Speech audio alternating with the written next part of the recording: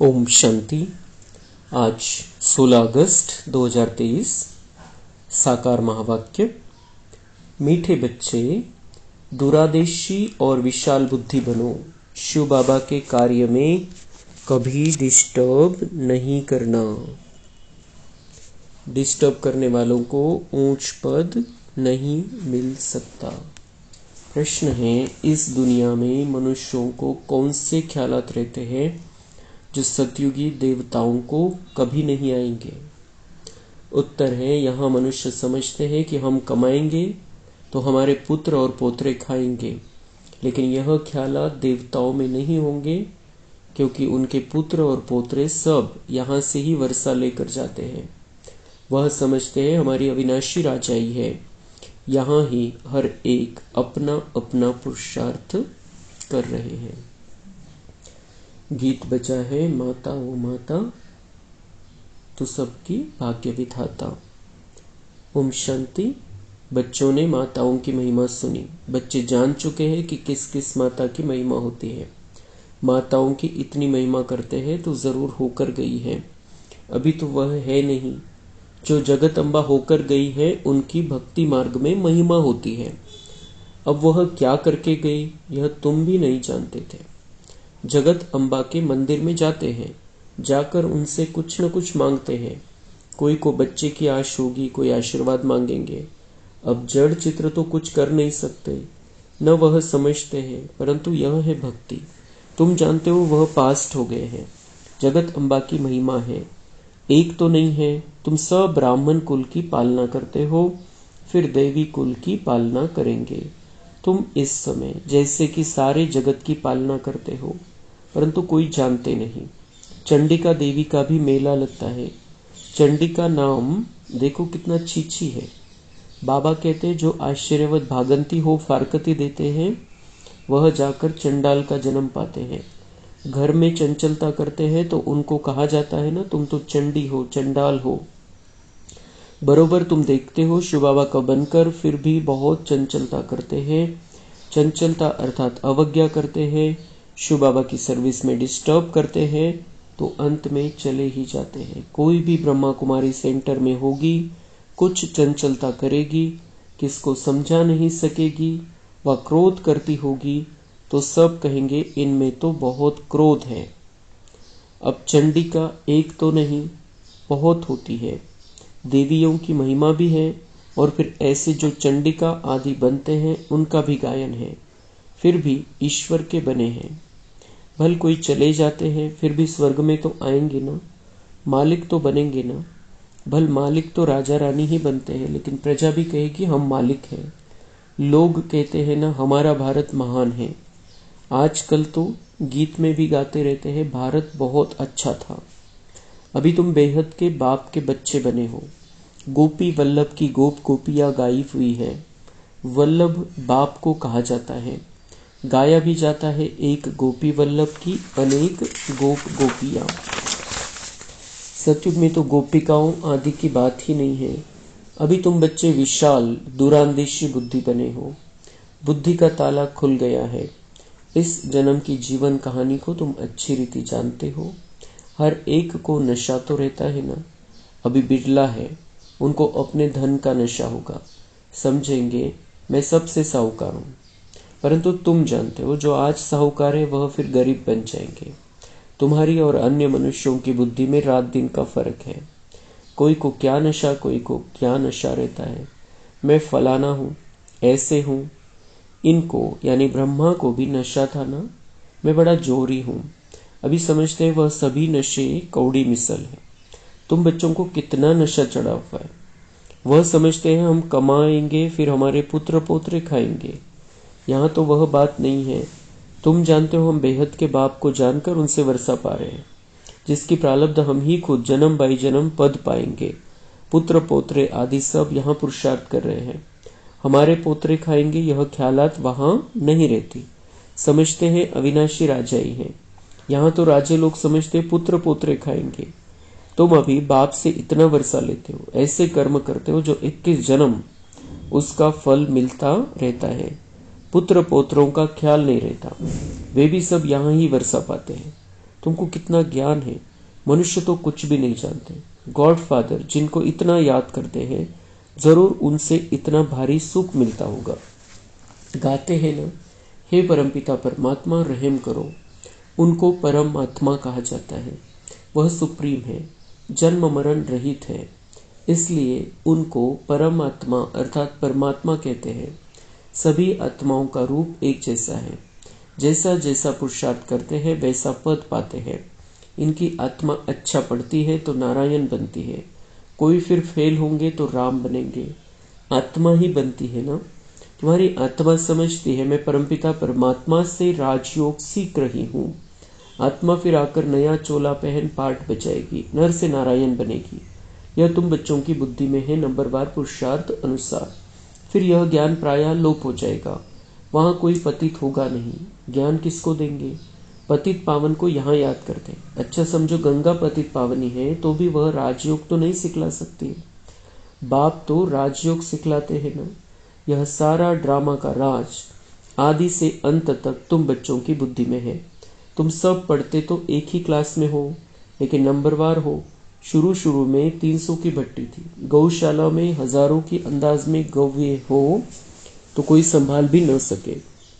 भट्टी भी थोड़ों की बननी थी, उनमें से भी कई तो चल रहे हैं, कई टूट पड़ते। कई बच्चे समझते हम पहले से होते तो अच्छा था, परंतु ऐसे भी नहीं है। पुराने पुराने कितने भागंती हो गए।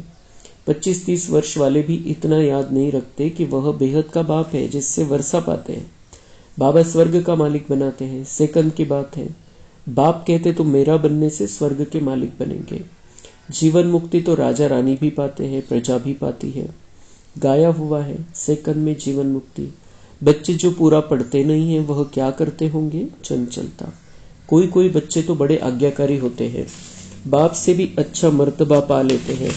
बाप 100-200 कमाने वाला होगा, बच्चा लखपति बन जाता है। तो अलौकिक संबंध में भी ऐसे होता है। 7 रोज वाला बच्चा 25 वर्ष वाले से तीखा चला जाता है। नंबरवार तो होते ही है। तुम वास्तव में सब सजनियां हो, एक साजन को याद करते हो। तुम जानते हो बाप आकर हमको सुख धाम का वर्षा देते हैं। लौकिक पति है, फिर भी याद उनको करते हैं जो पतियों का पति है। पारलौकिक साजन अमृत पिलाते हैं, इसलिए उनको याद किया जाता है। फिर तुम स्वर्ग के मालिक बन जाते हो, फिर वहां कोई को याद नहीं करते। अभी के पुरुषार्थ से तुम 21 जन्म प्रारब्ध पाते हो। तुम्हारी बुद्धि कितनी खुली है, वह भी नंबरवार तो बादशाही भी नंबरवार लेते हो। तुमको सब समझा दिया है। यहाँ अच्छी रीति पढ़ाई पढ़ने से तुम पद भी इतना ऊंच पाएंगे, नहीं तो अनपढ़े पढ़े के आगे भरी ढोएंगे। इसमें पुरुषार्थ बहुत अच्छी रीति करना है। अभी टाइम अच्छा है पुरुषार्थ के लिए। तुम जानते हो जहाँ जीना है वहाँ ज्ञान अमृत पीना है अथवा पढ़ते रहना है। सैपलिंग लगाते रहते हैं, कोई झट समझ जाते हैं तो समझा जाता है। इनका पद तो अच्छा देखने में आता है, अच्छा नजदीक का फूल है। तन मन धन अर्पण कर बैठा है, सर्विस में अच्छा लग गया है। समझता है अपना समय जितना सर्विस में देंगे उतना फायदा है। जैसे बाबा हम ज्ञान नेत्रहीन अंधों की लाठी बना है, ऐसे हमें भी बनना है। तुम 1-2 की लाठी बनते जाते हो। अंधा बनाया है रावण ने। यह तुमको समझाया जाता है कि इस समय सारी दुनिया लंका है, सब शोक वाटिका में है। नाम रखा है अशोका होटल, वहां खूब मजे उड़ाते हैं। अभी तुम जानते हो बाबा आया हुआ है, महाभारी लड़ाई सामने खड़ी है। यह तो लगनी है जबकि घर के गेट्स खुलने हैं। दोपहर की तो बात ही नहीं, अभी तो घोर अंधियारा है ना। ब्राह्मणों की रात अब पूरी हुई है, बाबा आया हुआ है। यह बातें तुम बच्चे ही जानते हो, स्कूल में पढ़ते हैं। कोई तो बहुत अच्छे मार्क्स लेते हैं, कोई फेल हो जाते हैं। फेल की निशानी है चंद्रवंशी में चले जाएंगे। राम को क्षत्रिय की निशानी दी है, अर्थ नहीं समझते। लव कुश की क्या क्या बातें बैठ सुनाते हैं, कितने झूठे दोष बैठ लगाते हैं। गाते हैं राम राजा राम प्रजा, धर्म का उपकार है। फिर यह सब बातें कहाँ से आई? यह सब बातें समझने की है। तुम जानते हो यह नॉलेज नंबरवार हमारी बुद्धि में है। स्टूडेंट को बहुत तीखा पुरुषार्थ करना चाहिए। हम गॉडफादरली स्टूडेंट हैं। टीचर को कौन नहीं याद करेंगे? हम हैं पतित पावन गॉडफादरली स्टूडेंट। इसमें बाप, टीचर, सदगुरु तीनों ही आ जाते हैं। तुम सब सीताएं हो ना, रावण की शोक वाटिका में पड़े हो। इनकॉर्पोरियल गॉडफादर इज ज्ञान सागर, नॉलेजफुल। श्री कृष्ण को अथवा लक्ष्मी नारायण को ऐसे नहीं कहेंगे। इनकॉर्पोरियल गॉडफादर इज ज्ञान सागर, नॉलेजफुल। श्री कृष्ण को अथवा लक्ष्मी नारायण को ऐसे नहीं कहेंगे, उनकी महिमा ही न्यारी है। गीत में भी गाते हैं उनकी महिमा अपरंपार है, जो ऐसा बनाते हैं। तुम कहते हो बाबा हम आपसे पूरा वर्षा लेंगे, आप कितने मीठे हो, कितने प्यारे हो। लक्ष्मी नारायण कितने मीठे, कितने प्यारे हैं। लक्ष्मी नारायण के चित्र देखो, हमेशा मुस्कुराहट वाले दिखाते हैं। तुम जानते हो देवताएं इस भारत में ही थे, अभी कहाँ है। तुम सबको बतला सकते हो कि यह उनका अंतिम जन्म है, फिर से श्री कृष्ण बनना है। अभी कृष्णपुरी स्थापन हो रही है, श्री कृष्ण की आत्मा भी अभी राजयोग सीख रही है।